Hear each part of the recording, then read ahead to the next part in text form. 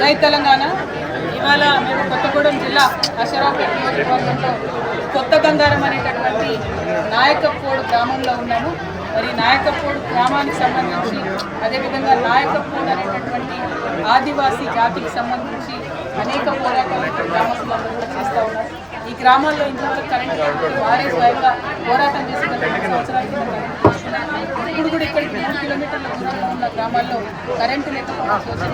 అంతేకాకుండా నాయకప్పోడు అనేటటువంటిది సపరేట్ ఆదివాసీ జాతి అనే విషయాన్ని కూడా ఈ ప్రభుత్వం విస్మరించి ఈ నియోజకవర్గంలోనే 7,000 కుటుంబాలు ఉన్నప్పటికీ రాష్ట్రమంతా కూడా కేవలం 16,000 మంది ఉన్నారని మరి లెక్కలు చేసి కాంగ్రెస్ ప్రభుత్వం చెప్పిందంటే వారికి ఉన్నటువంటి అజ్ఞానము, వారికి ఆదివాసీలంటే లెక్కలేం పని ఉంటుందని తెలియజేస్తూ ఉన్నారు.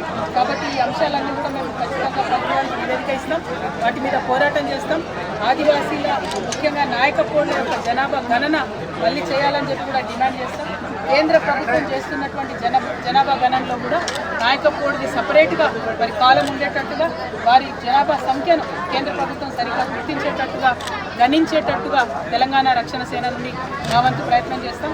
1950లో ఏదైతే గెజెట్లో పార్లమెంట్ గెజెట్లో నాయకప్పోడు అనేటటువంటి కాలం మిస్ అయిందో అది పెట్టేటట్టుగా నేషనల్ ఎస్టీ కమిషన్ దగ్గర కూడా ఆదివాసీ నాయకప్పోడు ప్రజలందరితో నాయకులందరితో కలిసి వెళ్ళి ఎస్టీ కమిషన్లో కూడా రిప్రజెంటేషన్ ఇస్తాం. అల్టిమేట్గా ఎవరి సమూహానికి వారికి గుర్తింపు ఉండాలి, ఎవరి సమూహానికి వారికి గౌరవం ఉండాలి, అవకాశాలు రావాలనే లక్ష్యంతో తెలంగాణ రక్షణ సేన పనిచేస్తూ ఉన్నది, పనిచేస్తూ ఉంటాము. Thank you. జై తెలంగాణ, జై ఆదివాసీ, జై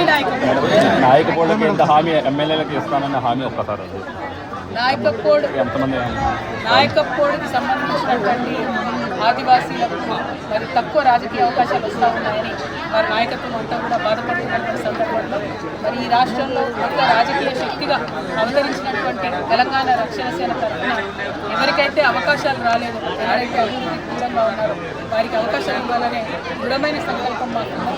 అట్లనే నాయకప్పోడ్లలో నుంచి కూడా శాసనసభ్యులు ఎన్నికయ్యే విధంగా మా వంతుగా మా పార్టీ నుండి తప్పకుండా సీట్లు కేటాయిస్తాం, కృషి చేస్తాం, పార్లమెంటుకు పంపేటటువంటి ప్రయత్నం చేస్తాం, ఎక్కువ మందిని జెడ్పీటీసీ చేసి జాతీయం చేసుకునే ప్రయత్నం కూడా చేస్తామని చెప్పి ఈ సందర్భంగా తెలియజేస్తా ఉన్నాం. Thank you. జై తెలంగాణ.